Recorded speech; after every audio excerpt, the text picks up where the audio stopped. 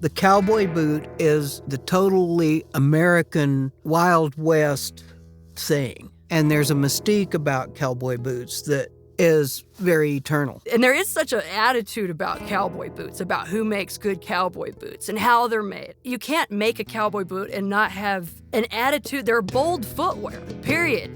So I was like, well, who do you think you are if you're making them? And who do you think you are if you're wearing them? But there's something so magical and superhero power about enduring the frustration of making a cowboy boot. Bienvenidos. This is Encounter Culture from the New Mexico Department of Cultural Affairs. I'm your host and editor of El Palacio magazine, Emily Withnall.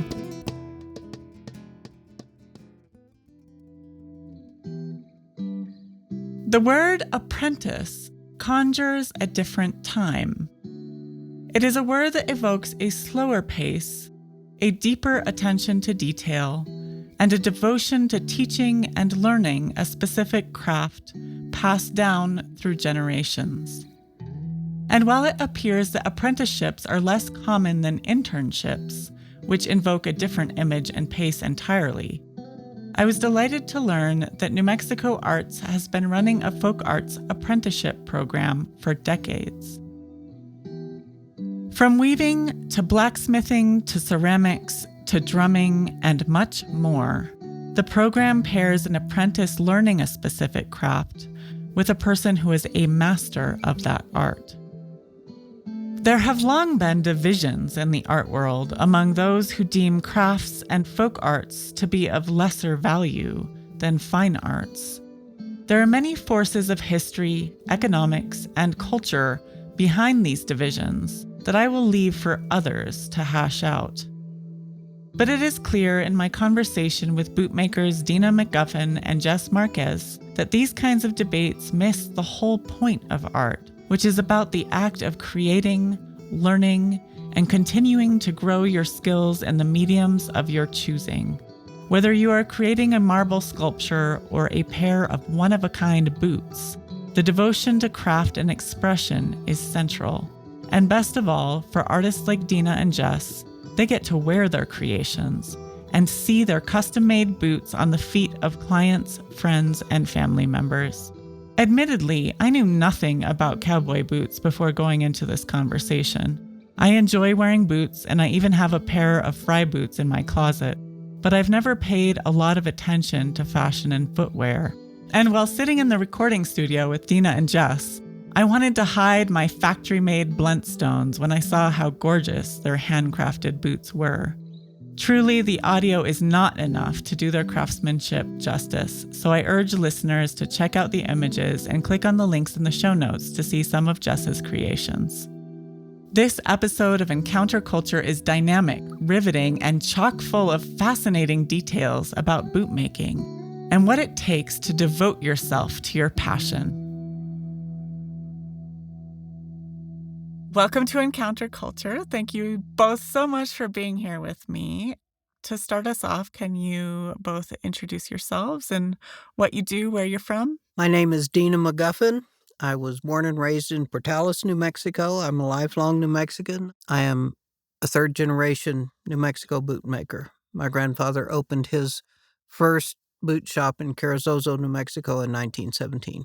Oh, wow. My father was then raised in Roswell, and took me a while to realize that that's what I wanted to do and talk him into teaching me. But now I'm full-fledged bootmaker, been doing it for 42 years and retiring. Okay. I'm Jes Márquez, and I was raised in New Mexico mostly, technically born in Texas, but we moved to New Mexico when I was 11. So most of my life's been Santa Fe County, a little bit of Albuquerque, and came into bootmaking, I guess, 7-8 years ago. And I am passionate about this craft of all mediums. I was the kid that would go to Artisans. I remember used to see the Python at Artisans in Santa Fe and pick up pens and colors and different things and art projects. And I think there was always another medium out there. But for me, then cowboy boots is a magical thing that started. And it was like a light bulb eureka moment of saying, this is my medium, as frustrating as it is. And so I've been really privileged to get to work with Deana amongst my mentors and to come to her at a point where I had a whole lot of questions still, but I knew enough to know what to ask.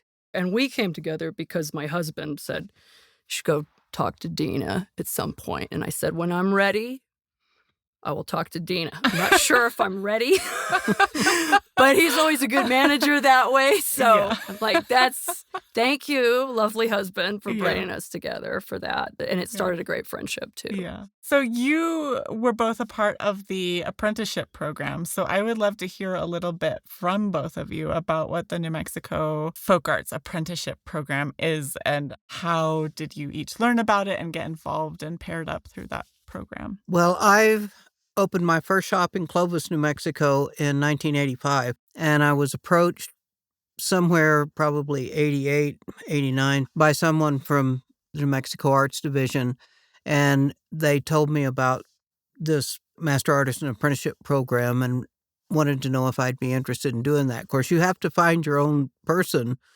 that wants to do that, or they have to find you. And I had, like I say, just opened up my shop, single parent, raising a 10-year-old kid, and I thought the last thing I'd ever want to do in my life is be a teacher, but I needed the money. Yeah. So there was a young woman in Portales that worked for a guy that was a bootmaker there. He owned a Western wear shop and did boot and shoe repair, and she was his top stitcher. And I contacted her and asked her if she was interested, and she was. And so we applied for the grant, and we got it. And I have worked with this program all through the years, taught several people under it, and Jes was the last one that I worked with through that program. So did you finally take your husband's advice to reach out to her? Is that how you guys got connected? Actually, we had connected a couple of years earlier. Okay. And did the hello, I'm Jes, and hello, you're Deana. And then we started to get to know each other through bootmaking. And there's very few women that do bootmaking even today. And Deana really was the beginning of making the complete cowboy boot, not just doing top stitching. And so there's a couple of us across the country and that had started talking a little bit on Zoom calls. And so it was like, why don't you come on over again? Let's have the New Mexico talk again. And slowly I had gotten some skill sets, sort of, from two different other mentors. And so that's what brought it up. And I have to say it was the first time I had this great mentor. I had Deana to say, hey, if you want to do the program, I'll work with you. I didn't have to knock on a door. And you hear that story from people, and you're like, wow, how did it work out for you? I feel like I've been really volunteering and trying really hard. And for us, I said, okay, I'm going to put it in. Let's do it. And we got it. And it really made me feel so great that every skill set on bootmaking has come from not leaving New Mexico at a time where early on in life, I'm thinking I need to go somewhere else to figure this natural career path out, or some normal career that I was looking for. And it was just this opportunity to do this program here in New Mexico with Deana. And it seems like Indiana Jones on a couple of levels, because the people that I've learned from are no longer available to work with. And that's what Deana just said. Jes is the last one. And I thought, okay, thank you, because that makes me feel extremely humble and grateful in that way that anybody in Santa Fe is going, let's all practice gratitude. And for me, I did have a very humbling gratitude moment getting to work with Deana for sure. Yeah.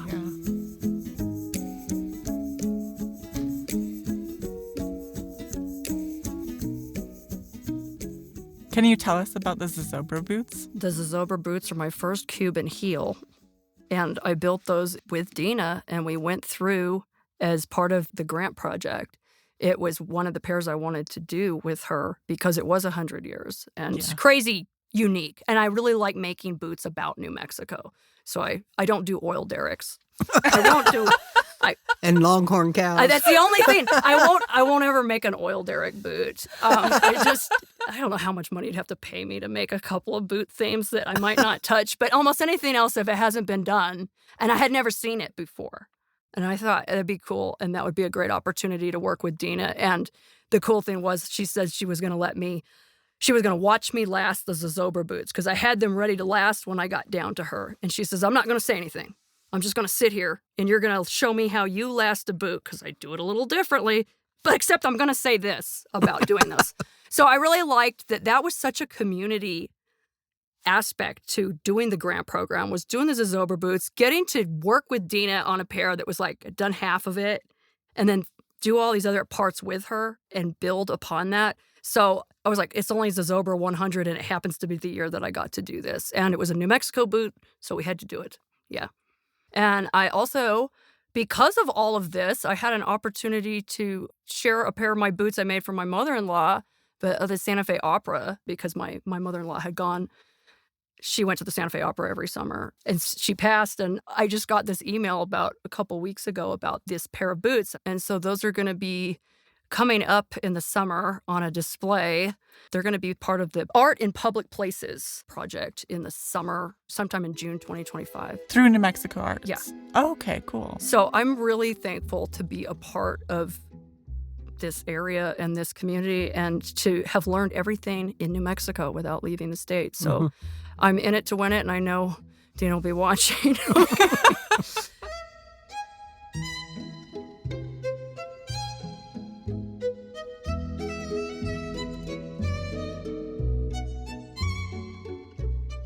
So, Deana, you said you came to this thinking that you were not interested in teaching, and then you taught for many, many years. So, did your perspective on teaching change? Yes, it did. It was a progression.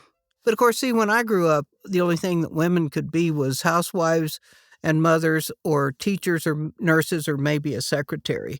And I didn't want to be an elementary school teacher, and I hadn't really thought of teaching in any other manner, and this gave me the opportunity to explore that. And I just finished up my last private student last week. She was a local gal from Albuquerque, and she was number 58.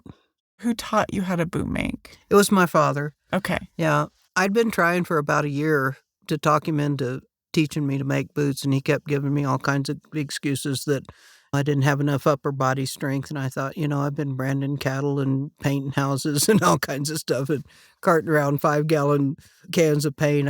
I think I've got enough strength, but it wasn't until I left my ex-husband, he decided my daughter and I need to come home and be taken care of, that he finally agreed. I don't think he ever thought I'd do it. He thought I'd probably just bail after a while. But I stayed with it. In your teaching, was there anything about his teaching that you kind of used also, or did you have your own style? Oh, absolutely. Dad was a very good teacher, and he was a very open teacher. He never had any problems telling anybody how he did anything, and he was just one of those super craftsman people. I changed things in certain ways, but the thing that I learned most about teaching through all these years is that not only you have to show people how to do what you're trying to teach them to do, but you also have to learn and be aware of how they learn it, because everybody doesn't learn the same. That's a real challenge sometimes in itself. Yeah. So, Jes, you said that you didn't feel like you could reach out to Deana until you knew enough. When did you start bootmaking, and how did you know that you knew enough to reach out to Deana? I don't know if I knew enough to reach out to Deana, but the interesting things about boots, and maybe this is coming from homeschooling, is that you figure out a way to learn. And there's no book to teach you the process of bootmaking. You can go over to YouTube and learn how to make a deck. You can do work on a car.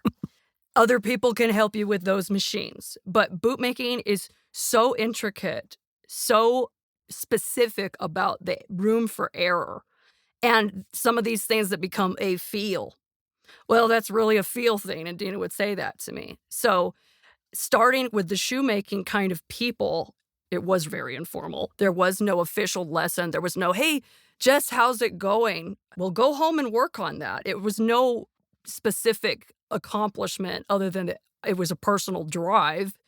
And every time I watched, okay, I'm watching at how this is being held, the boot is being held. I'm watching at the finisher, how is the heel being sanded? How are you holding it in your lap, the insole? How are you using a knife? And I'm thinking to myself at those moments, I will remember this forever, like a photo. And I took a lot of photos and a lot of video.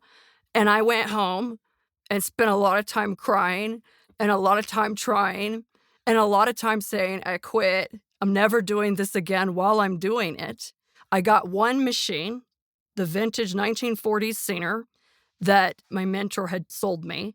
You need to start getting the equipment. So I did that a la carte. That meant that I could go home and start working on tops. I couldn't get the tension right on the machine. I said a lot of terrible words in front of that machine. I had never sewn before, but I used to go to the shop of the shoe repair and just sit there and stitch for a couple hours. It wasn't a regular class.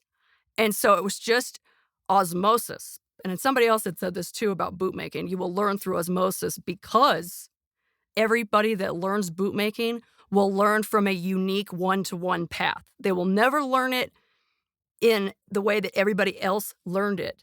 And they will learn it from different teachers that were available at that time. And suddenly those doors kind of close. But a lot of time is alone. And it isn't easy to make boots. And Deana and I both attest there's a total difference in looking at a cowboy boot on an Instagram post and then going the actual experience of making it, the inside of the boot. And Deana's famous quote, one of your quotes, or your dad said this, that your boot starts on the inside. And that's really important. And so you start to deduce your mistakes and go, I'm never going to let that happen again. But the other thing Deana told me too is that nobody's made a perfect boot. Or if they have, I'll send them a card. And that hasn't happened either. And there is such an attitude about cowboy boots, about who makes good cowboy boots and how they're made and how factory boots are made. So there is this, you can't make a cowboy boot and not have an attitude. They're bold footwear, period. And people understand what they are. So I was like, well, who do you think you are if you're making them? And who do you think you are if you're wearing them? Yeah. But there's something so magical and superhero power about enduring the frustration of making a cowboy boot. And it makes me feel more connected to other makers when they actually admit the certain machines that we have all struggled with and the certain handwork that you might have had a mistake and how challenging that is. And so Deana and I think, were very organic how we approached it and the opportunity for her to say, yeah, I'll work with you. And the thing for me is I learned the Mexicano way. And that's really weird for me because there's no bridge, this puente, this bridge between a Mexicano style boot and me being the whiny güera girl and had the opportunity to get certain information that when I went to Deana, well, I don't know why you're doing it that way. Well, if you're going to do it that way, well, do it how you're going to do it. And I think even when I post something, too, I think about this. I'm thinking it's not just fans of boots if it's a casual person looking at it. They're, oh, wow, that's so cool that you're doing that. And again, it's a humbly cool thing to share. It's visually engaging. It's so many neat things that you're doing with your hands away from technology, generally speaking. And that's kind of this neat attraction to it and sort of a renaissance in it. But at the same time, it's incredibly challenging to get to that point. And you're going to have to spend a lot of time quietly. And I hate to be it when you start getting older in life and you remember what it was like when people were telling you, well, that's a competitive industry. And that's really difficult to do. Well, I don't know if you're going to find a market.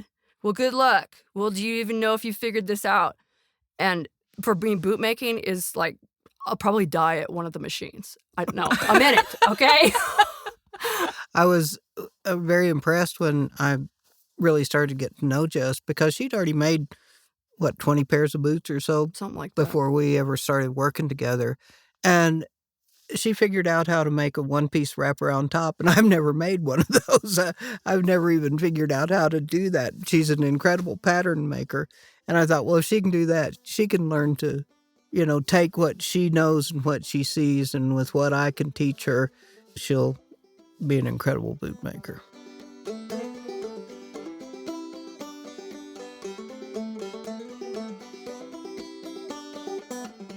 So I'm noticing that you're both wearing cowboy boots. Did you make the boots you're wearing? Yeah, so he did. I often, when I'm introduced as a boot maker and people look down and said, "Oh, did you make those?" I often say, "No, I bought them in Juarez."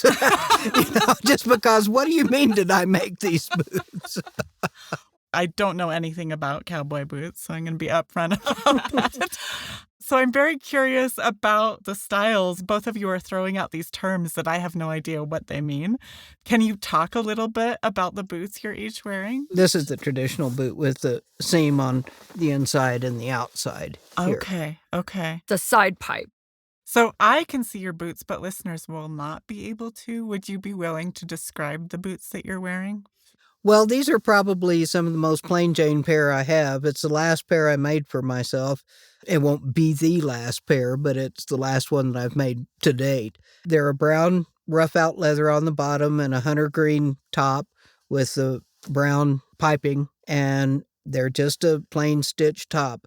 I'm fairly well known for my really fancy inlay work, and I never was really the best of stitchers. I did okay, but there's a lot of people out there that can do incredible stitch work, but mine was passable, but inlays and overlays and fancy work was always my forte, and that's what I've spent most of my career making. Interesting. All right. So what's a one-piece wraparound then? It gives you more of a canvas to work with because you don't have the side seam going up the side. It gives you more of a canvas to do your design work.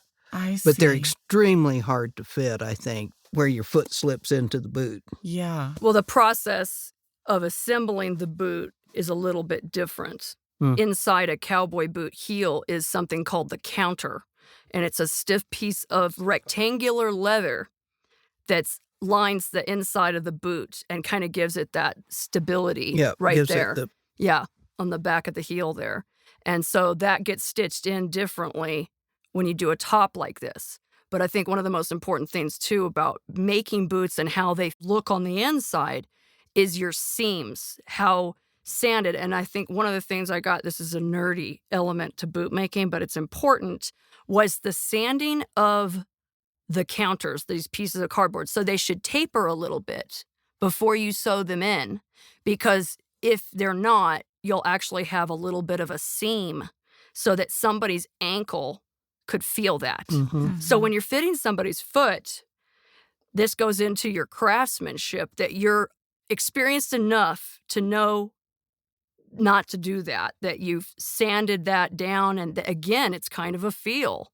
And you go up to a huge machine with a bunch of sanding wheels, and you start kind of looking like an artist or somebody that knows what they're doing to sand it to a certain taper before you put it in. But the side pipe boot is the traditional look. I do think you can build them a little bit faster. Oh, yeah. Because if I do, this is technical, but when I put the heel, the counter in, it has to flare out just a tiny bit, but that will also affect the last. The boot last is the form that the cowboy boot is built on.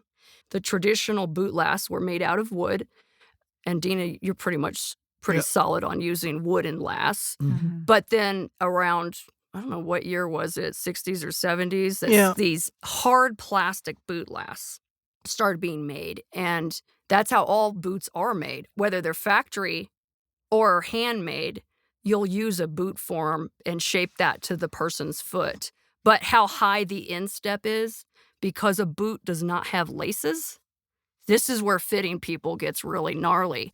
Because a boot can never be adjusted like a tennis shoe or any kind of tie boot, even a chukka boot with 2 or 3 holes and lacing, you could, it's close enough, right? But when it's a cowboy boot, the foot has to pop in, and it's supposed to have a pop. I don't know, there's videos about this. They don't make boots, but they're boot fans, aficionados of boot making, and they'll go, it fits just right when the boot will pop. Your foot pops into it. And you're like, all right, I've aced that. You don't want it too tight, but it should be relatively tight. So those are these little nuances that you spend a lot of time going, am I getting it right? Before you move on to the next step. It's not really that you create a boot, you build it like construction. That was what you were saying about what Dad was saying, what he always told me. It's the look of your boot that starts on the inside. while you're doing the insole work and all that stuff and the counter work when you're building the tops and everything, you're cutting this down either with the sander or a knife to shave it off to make it thin enough there so that the next layer that you put in fits in there smoothly and you don't have all this material there. My dad made incredibly lightweight boots. I mean, they're featherweight. You just pick them up and think, oh my God, these things are so light. You go to a store and pick one up and you're like, dang, these things are heavy. That's what all that's about, is just going from the inside out. Do you ever wonder who coordinates public art around New Mexico? Or how the governor's awards for excellence in the arts are chosen? Or who runs the new Artist in Residence program at the historic sites? New Mexico Arts supports these programs and provides funding for art services throughout the state, including Arts in the Military, Poetry Out Loud, the Folk Arts Program, and Arts and Cultural Districts. To learn more, visit nmarts.org. Some things you can find on the internet, and others not so much. Putting together a publication as interesting and beautiful as El Palacio magazine is hard work, but it's well worth the effort. The articles we cover, ranging from artist profiles you can't find anywhere else, to impressive archaeological discoveries, to histories of events in New Mexico that are underrepresented in our state's archives, offer important and insightful writing about topics you definitely won't find on the internet. I've been writing for El Palacio for a long time, and now, as editor, I may be just a little biased, but if you love New Mexico, you'll love El Palacio. Subscribe at elpalacio.org/subscribe. I guarantee you won't want to miss an issue.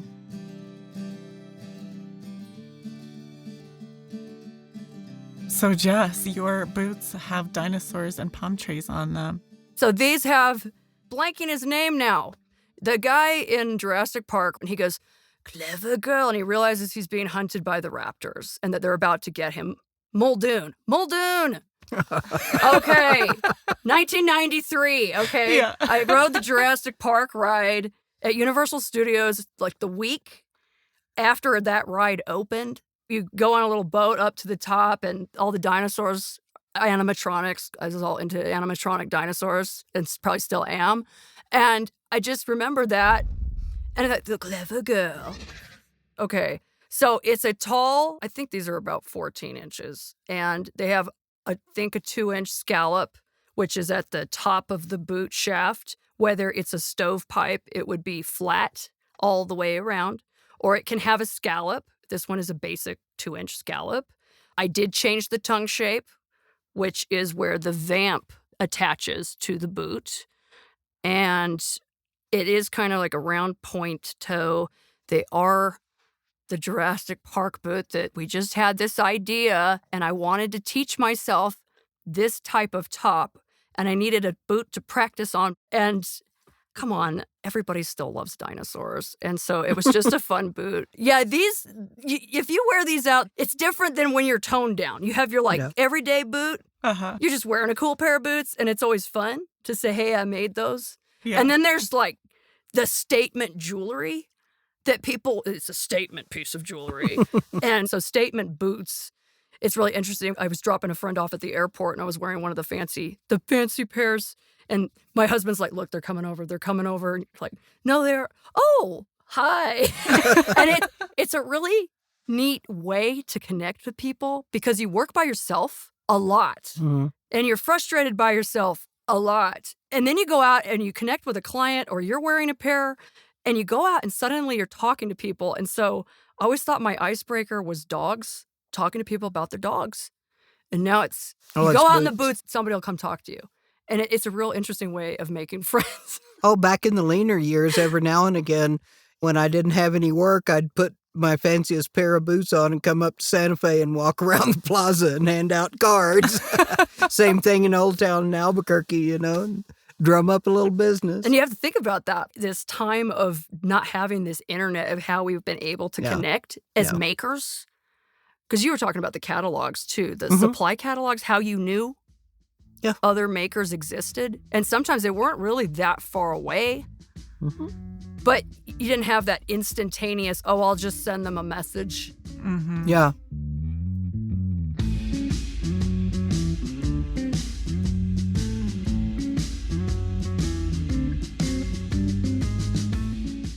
So what did you learn from Deana? I learned, well, I cried. And that it was all right that you cried. It was all right that I cried. I do think Deana really shines teaching, especially after she's taught as much as she has. I think heel building was massively useful for me.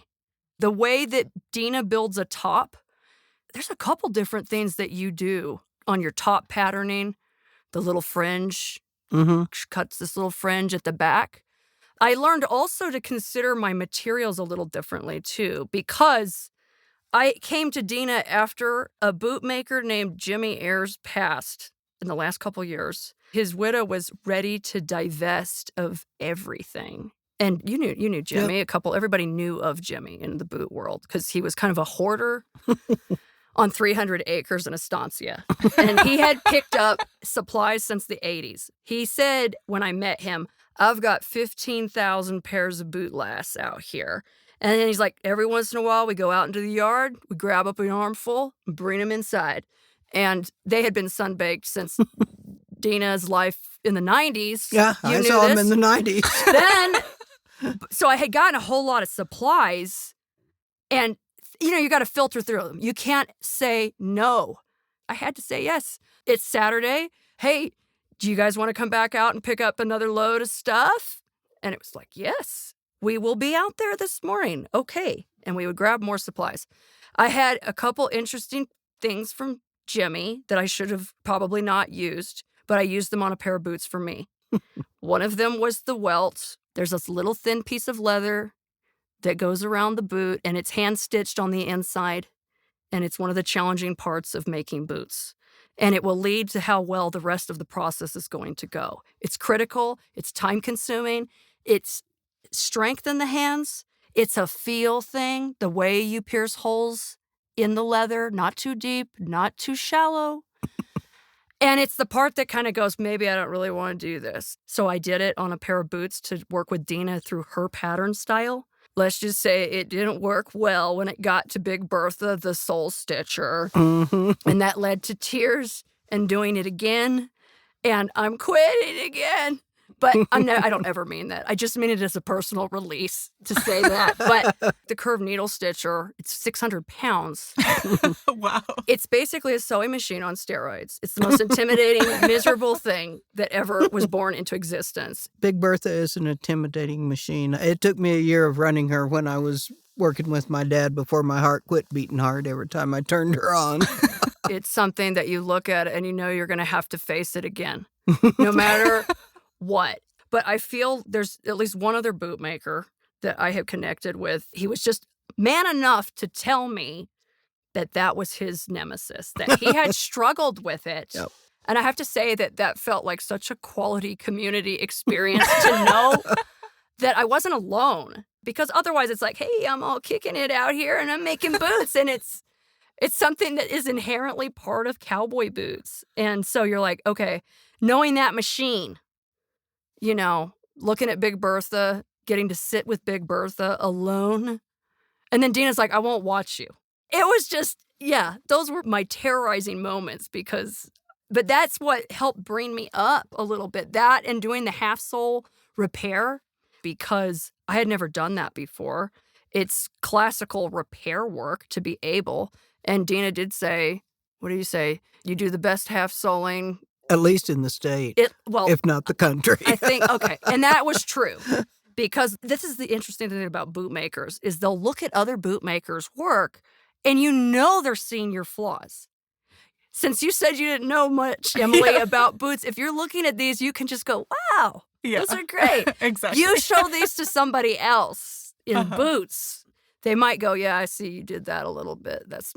Didn't come out quite perfect, or you should have done it a little differently, or I can see you have a mistake. This flaw that's just inherent in handcrafted work. Those are some of the things that I definitely was able to pull out with Deana and to ask these questions.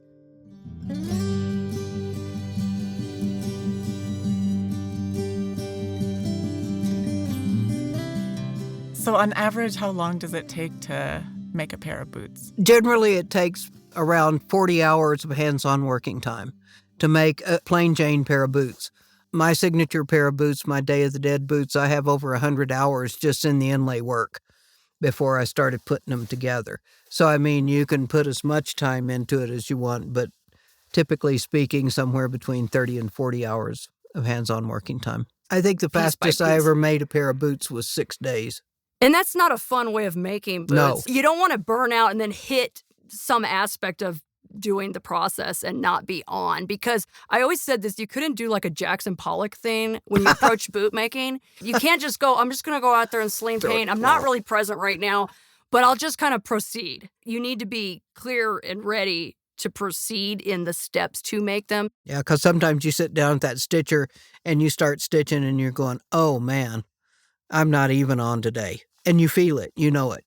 And I've gutted my way through it and regretted it later because the quality of the work was not as good. The next big question I have is why boots? Why cowboy boots? What is it about this particular art form that is so compelling to each of you? The mystique of it, and I think for the most part, the cowboy boot is like the totally American Wild West thing. And there's a mystique about cowboy boots that is very eternal. It goes out of fashion for a while, but they always drift back in. So it's an American mystique that rings a bell with everybody just about.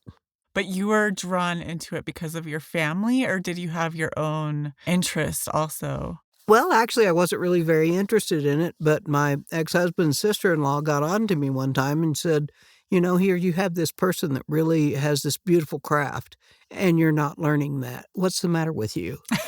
And I got to thinking about it, and I thought, she's right.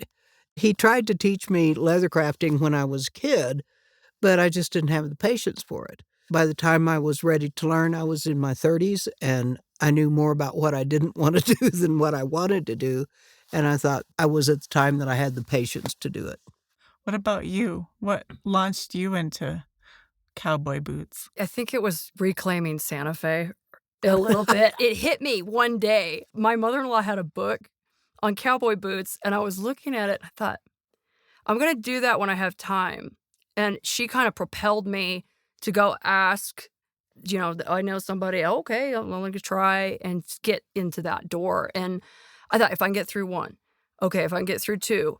And I love it because it is sort of this infinite possibility of expression.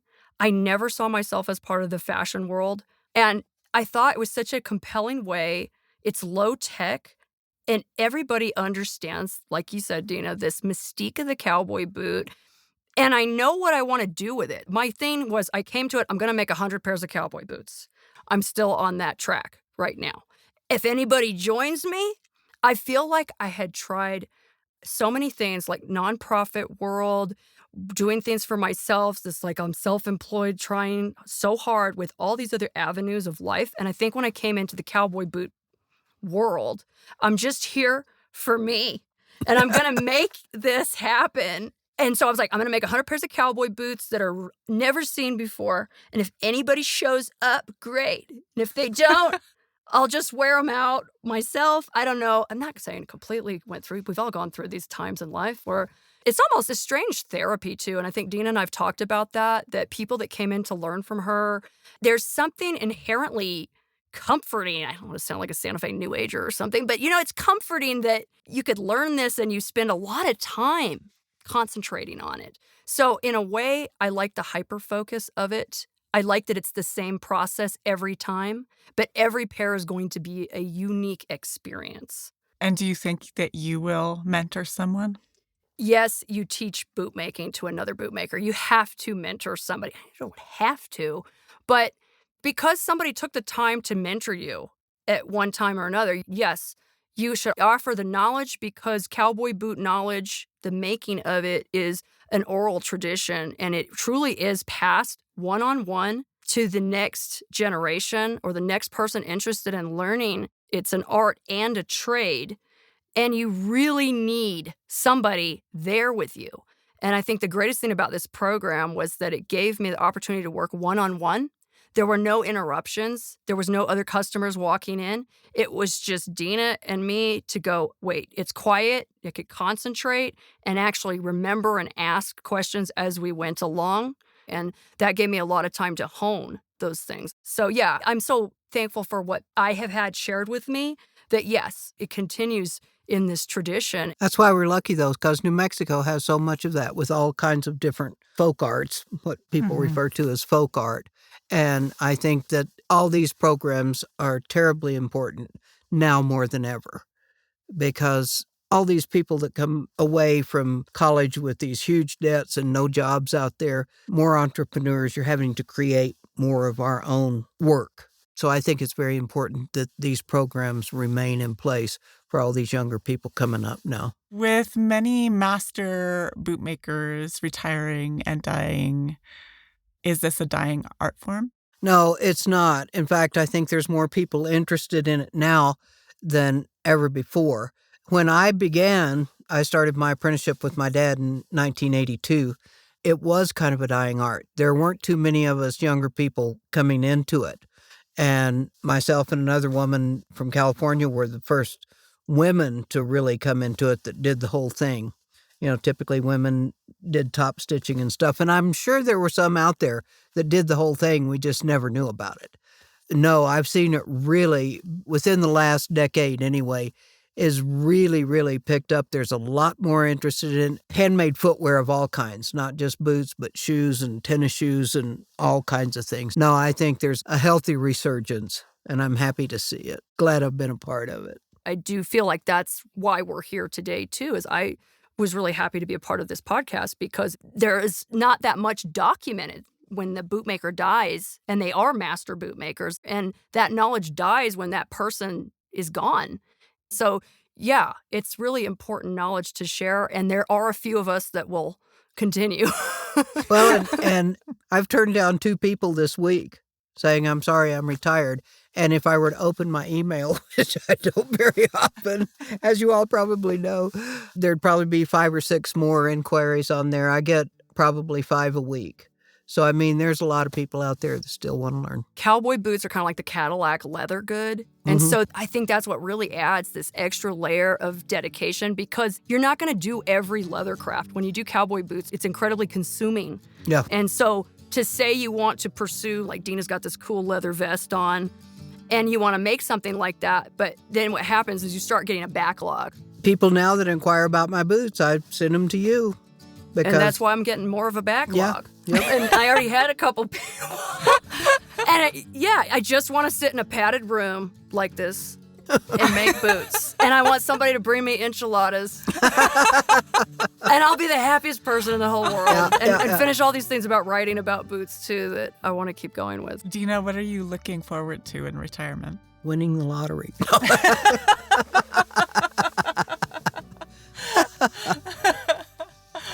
I just really want to start doing what I want to do and not what I have to do to make a living. I'm still going to have to work and make a bit of a living. There's some other leather things that I want to do. One of the reasons I am retiring is because I've got arthritis in my hands and I'm just not as strong as I used to be, and it hurts to make boots these days. I can do other things that don't hurt as badly. I've done this for 42 years. I've loved it. It's been a good ride for me, but I'm also a little bored. I want to do something else. I want to make new things. What other things do you want to make? Oh, I'm just all kinds of things. I like to do belt carving. I didn't make this vest, but I'd like to learn to make leather clothing, and I want to learn tailoring and stuff like that. And that's a whole lot easier to do on your hands than making boots. Making boots is hard physical labor, and I'm done with that. And I want to play a lot of golf. And you can make pozole. Yeah, and pozole. I cook pozole.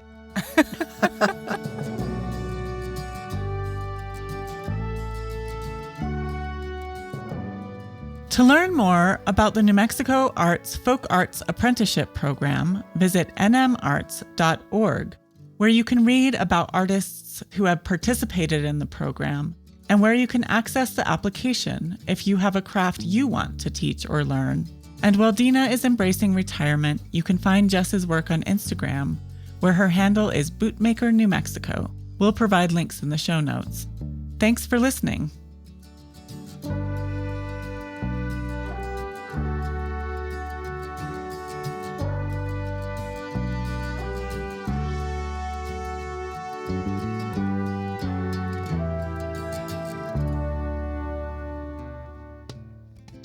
Encounter Culture is a production of the New Mexico Department of Cultural Affairs. Our producer is Andrea Klunder at the Creative Impostor Studios. This season is produced and edited by Andrea Klunder and Alex Riegler, with additional editing by Monica Brain. Our recording engineers are Colin Underleiter and Cabby at Cabby Sound Studios in Santa Fe. Technical direction and post-production audio by Edwin R. Ruiz. Our executive producer is Daniel Zillman. Thank you to New Mexico artist El Brujo de Santinava for our theme music.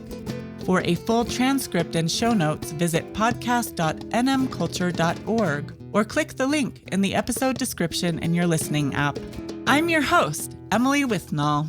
The New Mexico Department of Cultural Affairs is your guide to the state's entire family of museums, historic sites, and cultural institutions.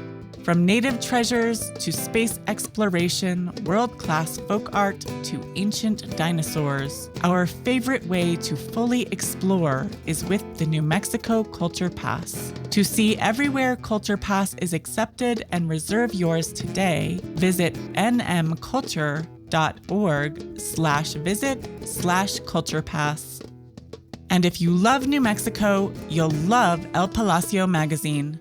Subscribe at elpalacio.org. Thank you for listening. And if you learned something new, send this episode to a friend or share it on social media. We love celebrating the cultures of New Mexico together.